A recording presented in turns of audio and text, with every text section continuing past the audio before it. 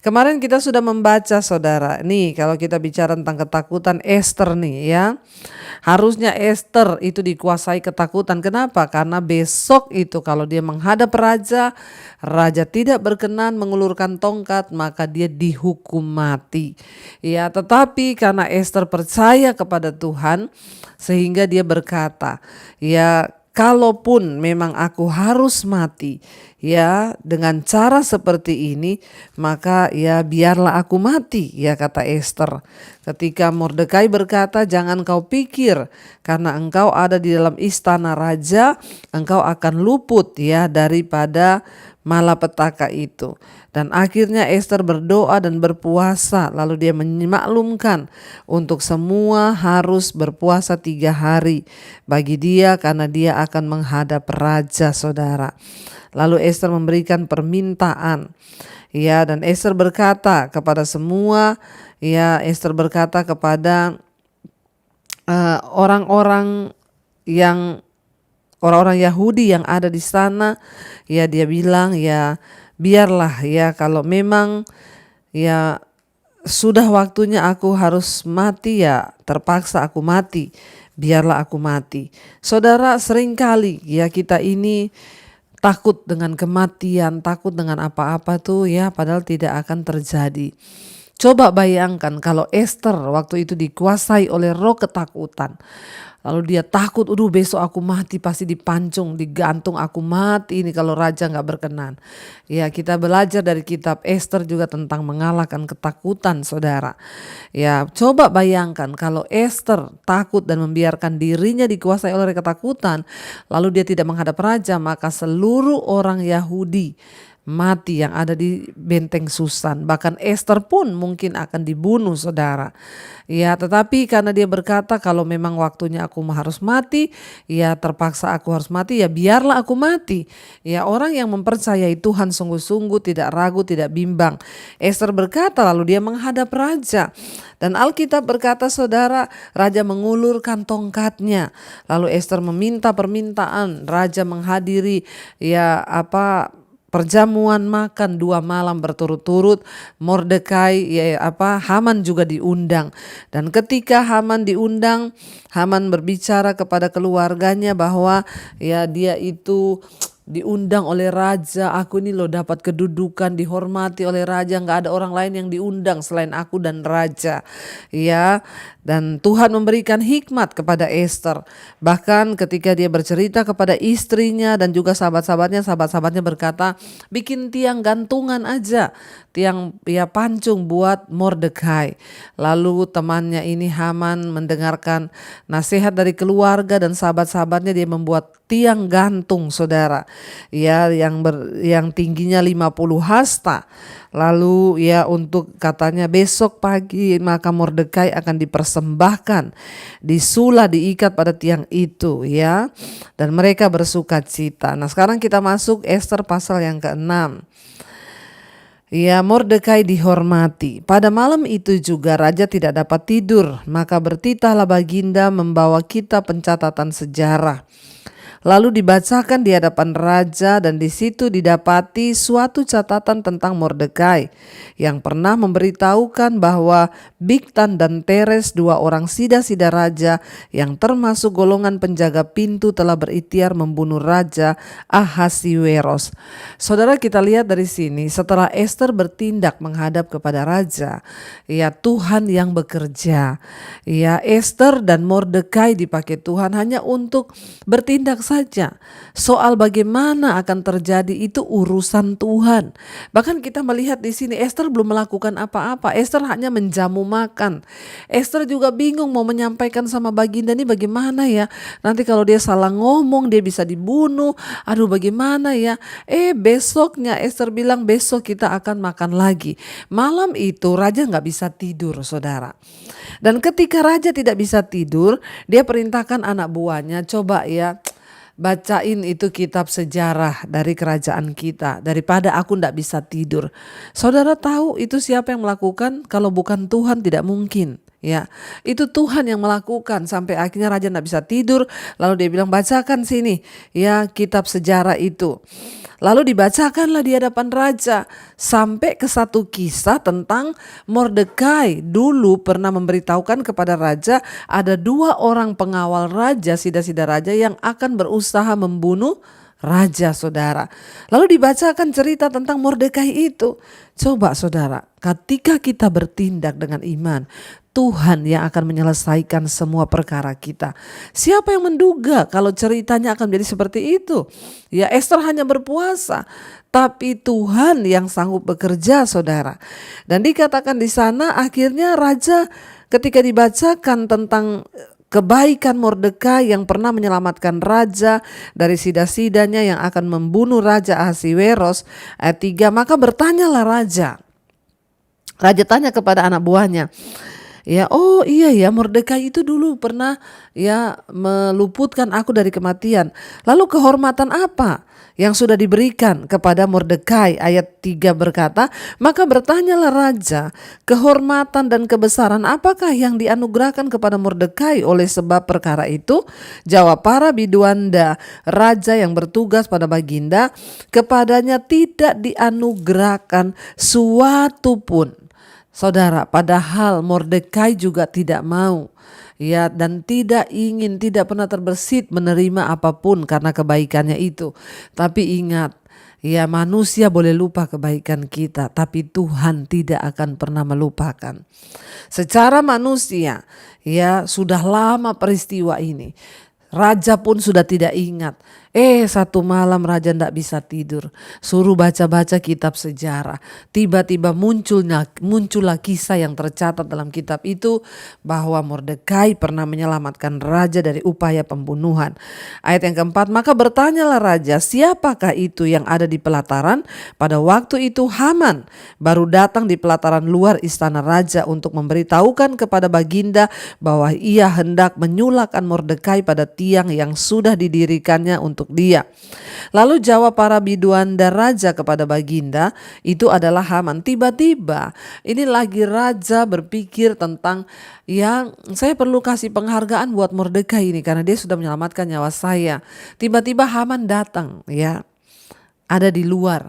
Lalu raja bertanya, siapa itu yang datang? Coba lihat. Oh, itu Haman, raja. Dan Haman ini datang dengan maksud untuk mohon izin kepada baginda raja, besok dia mau gantung Mordekai di tiang gantungan. Raja digerakkan Tuhan sedang berpikir mau beri penghormatan apa untuk Mordekai yang sudah berjasa kepada dia, saudara. Lalu ya, raja bertanya, lalu ada yang menjawab, itu adalah Haman berdiri di pelataran. Maka titah raja, suruhlah dia masuk. Setelah Haman masuk, bertanyalah raja kepadanya, apakah yang harus dilakukan kepada orang yang raja berkenan menghormatinya? Raja tanya ini, Haman ini mau tanya sama raja, dia mau gantung Mordekai di tiang gantungan besok. Dia belum sempat ngomong, ya, raja udah ngomong, Haman, mumpung kau datang nih ya. Kira-kira kalau ada orang yang berjasa kepada raja dan juga kerajaan, ya, apa ya yang harus diberikan kepada orang itu?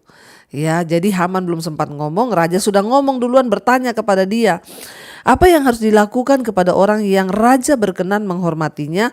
Kata Haman dalam hatinya, ya, ini kata Haman dalam hatinya, kepada siapa lagi raja berkenan menganugerahkan kehormatan lebih daripada kepadaku? Lihat saudara, orang yang iri hati, sombong, gila hormat, gila jabatan, ya, pikirannya itu selalu untuk tertuju pada dirinya. Ketika raja bertanya begitu, dia udah GR, dia bilang, pasti saya nih yang mau dikasih kehormatan karena berjasa kepada raja. Siapa lagi yang mau diberi kehormatan kalau bukan saya? Ayat 7, oleh karena itu jawab Haman kepada raja mengenai orang yang raja berkenan menghormatinya. Ayat 8, hendaklah diambil pakaian kerajaan yang biasa dipakai oleh raja sendiri, dan lagi kuda yang biasa dikendarai oleh raja sendiri, dan yang diberi mahkota kerajaan di kepalanya. Dan hendaklah diserahkan pakaian dan kuda itu ke tangan seorang dari antara para pembesar raja, orang-orang bangsawan. Lalu hendaklah pakaian itu dikenakan kepada orang yang raja berkenan menghormatinya. Kemudian hendaklah ia diarak dengan mengendarai kuda itu melalui lapangan kota, sedang orang berseru-seru di depannya. Beginilah ya dilakukan kepada orang yang raja berkenan menghormatinya. Ya, saudara, kita lihat di sini ya bahwa Tuhan itu sanggup mengubah kutuk menjadi berkat, sanggup mengubah malapetaka menjadi ya sesuatu yang luar biasa. Karena tidak bisa tidur, ya kita tahu awalnya karena tidak bisa tidur, akhirnya raja membaca kitab sejarah dan akhirnya Tuhan bekerja, saudara. Ya, sepertinya kebetulan, tapi kita percaya bahwa Allah bekerja itu bukan kebetulan. Karena doa puasa Ester dan keberanian hatinya, maka Tuhanlah yang bekerja, saudara. Haman ini memiliki kekayaan, tetapi dia sangat mendambakan sesuatu yang bahkan tidak bisa dibeli dengan uang, yaitu rasa hormat. Gila hormat ini Haman ini, saudara. Gila jabatan, gila hormat, dia tuh pengen semuanya, saudara. Ya, dan dia merasa bahwa ya itulah dia bisa membeli berbagai hal untuk menunjukkan kesuksesan dan kuasa.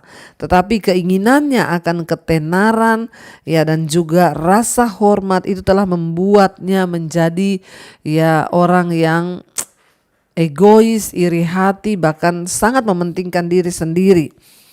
Ya, jangan sampai kita membiarkan, saudara. Ya, kita ini butuh pengakuan, pujian, kehormatan, ndak usah. Ya, akhirnya ternyata setelah diketahui bahwa Mordekai ini berjasa, lalu raja bertanya lah, saudara, ya penghargaan akan diberikan kepada Mordekai itu apa kira-kira?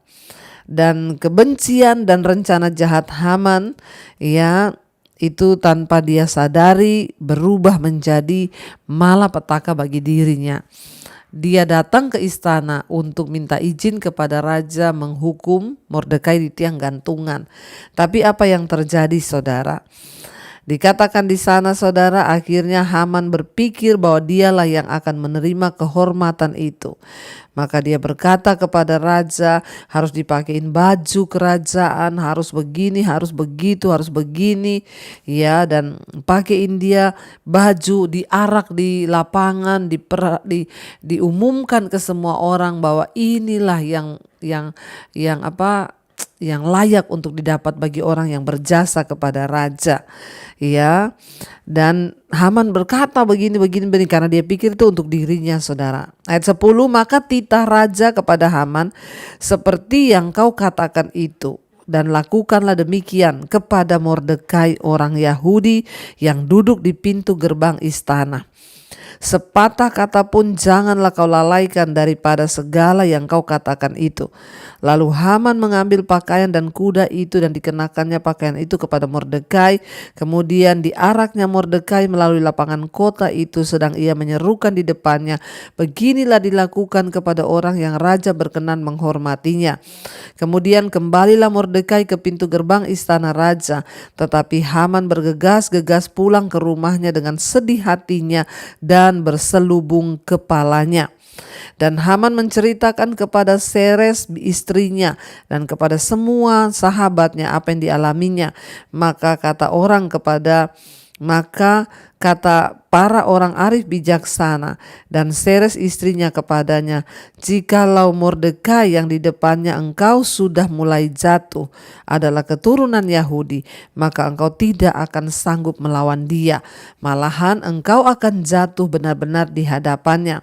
Selagi mereka itu bercakap-cakap dengan dia, datanglah sida-sida raja lalu mengantarkan Haman dengan segera ke perjamuan yang diadakan Ester. Saudara, kita lihat, saudara, kebencian dan gila hormat, ambisi, obsesi dari Haman itu akhirnya membawa dia kepada malapetaka yang besar. Ya, kenapa saudara? Karena semua rancangan jahat dari Haman itu berbalik ya kepada dirinya sendiri, dan akhirnya kita tahu bersama bahwa rancangan jahat terhadap Mordekai diubah menjadi rancangan kemuliaan. Mari kita tetap belajar hidup benar di hadapan Tuhan. Karena kalau kita hidup benar, sekalipun orang merancangkan yang jahat bagi kita, maka Tuhan merancangkan yang terbaik bagi kita. Jangan menjadi orang yang punya rancangan jahat di hati, karena itu justru akan berbalik kepada kita sendiri dan menjadikan kita, saudara, sebagai orang-orang yang pada akhirnya dimurkai Tuhan. Dan kita akan lanjutkan ya, sekarang kita baca bagaimana akhirnya saudara ya Mordekai dimuliakan dan Haman disuruh untuk melakukan segala-galanya itu, memuliakan Mordekai, dibawa keliling lapangan, dipakaikan jubahnya raja. Ya, dan ketika Haman pulang, dia menceritakan kepada istri dan sahabat-sahabatnya yang tadinya menyuruh dia bikin tiang gantungan. Ya, dan mereka berkata bahwa ya, mereka bilang kepada Haman, kalau orang yang mau engkau jatuhkan itu ya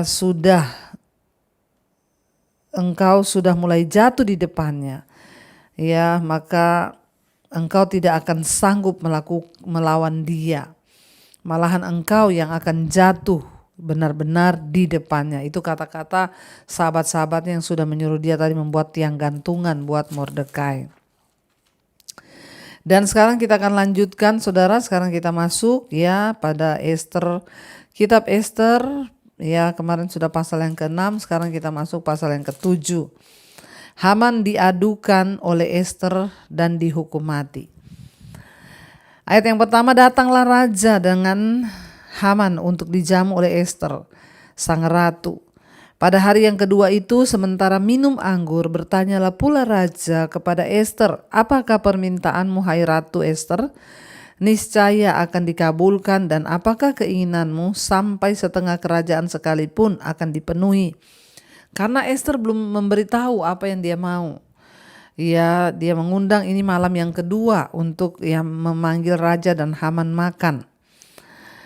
Raja berkata, apapun yang kau minta akan diberi, bahkan setengah kerajaan juga akan diberi. Ayat yang ketiga, maka jawab Ester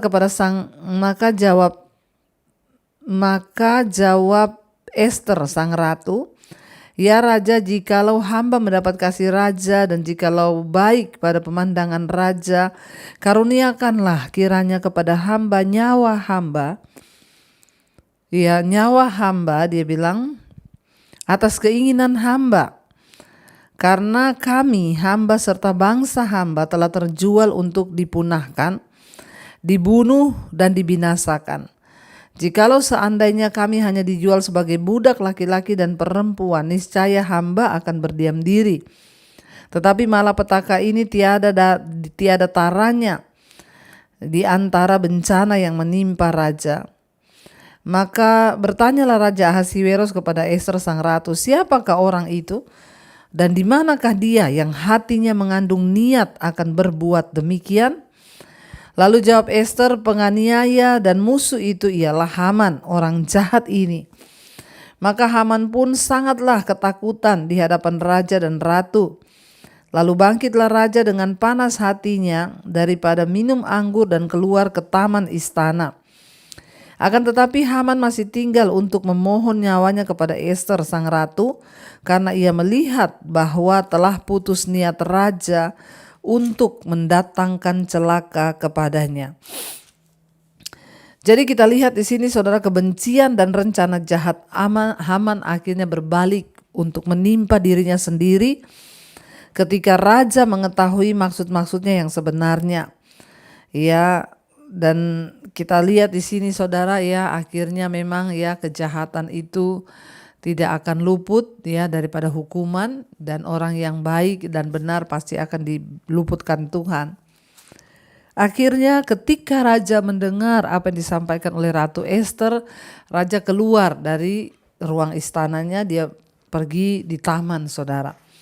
Ketika raja keluar di taman, ya Haman ini tidak ikut raja keluar, dia malah memohon di kaki Ester untuk Ester itu meluputkan dia dari hukuman yang akan diberikan raja.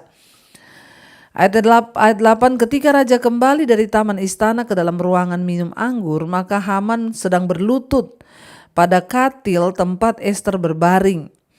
Ya, maka titah raja, masih jugakah ia hendak menggagahi sang ratu di dalam istanaku sendiri?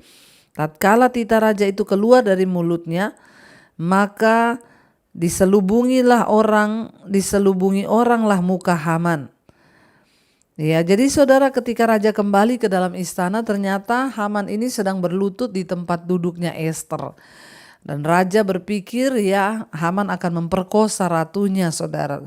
Semakin marahlah raja pada waktu itu, dan dia menyuruh orang untuk menangkap Haman. Lalu orang menangkap Haman dan diselubungi orang muka Haman itu ditutup. Ayat 9, sembah Harbona, salah seorang sida-sida yang di hadapan raja. Lagi pula tiang yang dibuat Haman untuk Mordekai, orang yang menyelamatkan raja, dengan pemberitahuannya itu telah berdiri di dekat rumah Haman. 50 hasta tingginya. Lalu titah raja, sulakan dia pada tiang itu. Kemudian Haman disulakan pada tiang yang didirikannya untuk Mordekai, maka surutlah panas hati raja. Kita lihat, saudara, akhirnya orang berkata kepada raja, itu Haman sudah bikin tiang untuk menggantung Mordekai di sana, padahal Mordekai adalah orang yang pernah menyelamatkan raja. Raja menjadi sangat marah dan mengeluarkan perintah agar Haman digantung di tiang itu, dibunuh di sana, saudara. Dan kita lihat di sini dia yang sudah merencanakan akan menyulakan Mordekai pada tiang yang dia buat untuk Mordekai, dan ternyata akhirnya terjadi dia yang diikat di tiang itu. Dan kita lihat di sini, saudara, itulah orang yang suka membuat perangkap bagi orang lain, maka dia akan terjatuh sendiri dalam perangkapnya itu. Dia tertangkap sendiri di dalamnya. Artinya apa? Segala rancangan jahat tidak akan bisa, saudara, luput daripada kita ketika kita berniat berbuat jahat. Makanya kita selalu harus cek dalam hati kita, jangan sampai ada rancangan kejahatan dalam hati kita. Apa yang terjadi pada Haman menunjukkan akibat buruk yang sering kali terjadi karena memasang perangkap atau jerat bagi hidup orang lain. Sebuah selubung dipakai menutup wajah seseorang yang dihukum mati, karena raja-raja Persia tidak mau melihat wajah orang yang dihukum itu lagi. Dan akhirnya kita lihat di sini Haman dihukum mati pada tiang gantungan yang dia buat sendiri. Tadinya tiang itu dibuat untuk menggantung orang lain, tapi Tuhan sanggup mengubah segalanya dan tiang itu menjadi tiang kematiannya sendiri. Mari saudara, dalam hidup ini kita harus terus memiliki hati yang bersih, jiwa yang bersih, jangan punya kepahitan sama orang lain, jangan punya rencana jahat terhadap orang lain. Karena Tuhan itu Tuhan yang maha melihat, Dia tahu rancangan hati dalam setiap manusia. Kalau hidup kita mau diberkati, rancangkan yang baik-baik saja. Tapi kalau kita, saudara, mau merancangkan yang jahat, itulah kutuk penghukuman yang akan menimpa hidup kita. Sebab apa yang kau tabur, itu juga yang akan engkau tuai. Haman menabur dalam kebenciannya sehingga dia menuai akibat dari segala kesombongannya. Haman menabur penghinaan terhadap Mordekai. Haman juga menabur menuai akhirnya apa? Penghinaan terhadap dirinya sendiri. Ingat, apa yang ditabur orang itu juga yang akan dituainya. Ini juga berlaku dan akan terjadi pada kita kalau kita tidak berjaga-jaga. Mari kita satukan hati, saudara, kita tundukkan kepala, kita berdoa. Terima kasih Bapa, kami bersyukur buat malam ini kami mendengarkan firman ini. Tuhanlah yang terus memberi kami kekuatan untuk hidup di dalam perkenanan, untuk melakukan apa yang baik di mata-Mu Bapa. Ajar kami Tuhan untuk terus ingat bahwa ketika hidup kami berkenan, Tuhan yang akan membela. Bahkan ketika hidup kami berkenan, Engkau sanggup mengubah kutuk menjadi berkat. Terima kasih Tuhan, kami belajar malam ini untuk kami tidak punya rancangan yang jahat di hati, agar kami selalu memikirkan semua rancangan yang baik, kebaikan dan kebaikan belaka. Terima kasih buat setiap anak-anak-Mu yang setia ikut mesbah doa. Berkati kehidupan mereka, rumah tangga mereka, pekerjaan mereka, keuangan mereka, segala pergumulan mereka Tuhan. Engkau sendiri akan turut bekerja mendatangkan kebaikan. Kami usir, patahkan, hancurkan segala Tuhan keinginan-keinginan diri kami, kesombongan-kesombongan kami yang akan pada akhirnya menghancurkan kehidupan kami sendiri. Sebaliknya kami memohon perkenanan Tuhan turun atas hidup kami, ubah kami menjadi orang-orang yang berkenan di hadapan Tuhan. Terima kasih Bapa, Engkau juga sembuhkan setiap mereka yang sakit dalam nama Tuhan Yesus. Yang sedang masalah dalam keuangan, Tuhan buka jalan terjadi pemulihan. Kami tahu dan percaya Engkau sanggup melakukan segala perkara dan tidak ada rencana-Mu yang gagal. Berkati bangsa dan negara kami Indonesia, lautan Tuhan tercurah bagi Indonesia, mulai dari pemerintahan, Presiden Jokowi, semua, bahkan calon presiden yang baru. Kami berdoa, roh takut akan Tuhan turun dalam hidup mereka, pegang kendali atas bangsa kami Tuhan. Engkau sendiri yang sanggup melakukan segala perkara atas bangsa ini, atas semua pejabat-pejabat di atas bangsa kami. Beri roh takut akan Tuhan, kedamaian di seluruh negeri yang ada di Indonesia menjelang pilkada ini Tuhan. Kau yang pegang kendali Tuhan. Terima kasih Bapa. Berkati juga semua bangsa-bangsa di 5 benua, Asia, Afrika, Amerika, Eropa, Australia. Biar lautan Tuhan tercurah bagi setiap bangsa-bangsa. Terjadi hujan pertobatan Tuhan, pertobatan demi pertobatan. Itu terjadi sampai ke bangsa kami juga, dari Sabang sampai Merauke. Orang datang kepada Tuhan menyembah Engkau sebagai Tuhan dan Juru Selamat. Terima kasih Tuhan, kami membuka hati dan tangan kami malam hari ini untuk menerima berkat Tuhan. Diberkatilah Engkau dalam kehidupan-Mu, diberkatilah rumah tangga-Mu, diberkati pekerjaan-Mu, diberkati keuangan-Mu, diberkati kesehatan-Mu. Karena itu turunlah kiranya berkat, rahmat, anugerah dari Allah Bapa, cinta kasih dari Tuhan Yesus Kristus, bahkan penyertaan Allah Roh Kudus melimpah atas hidup kita mulai hari ini bahkan sampai kali yang kedua. Tuhan Yesus datang kembali menjemput setiap kita. Nama kita tercatat di dalam kitab kehidupan. Dalam nama Tuhan Yesus yang percaya diberkati Tuhan, katakan bersama, amin, amin, amin. Tuhan Yesus memberkati saudara. Shalom dan Immanuel.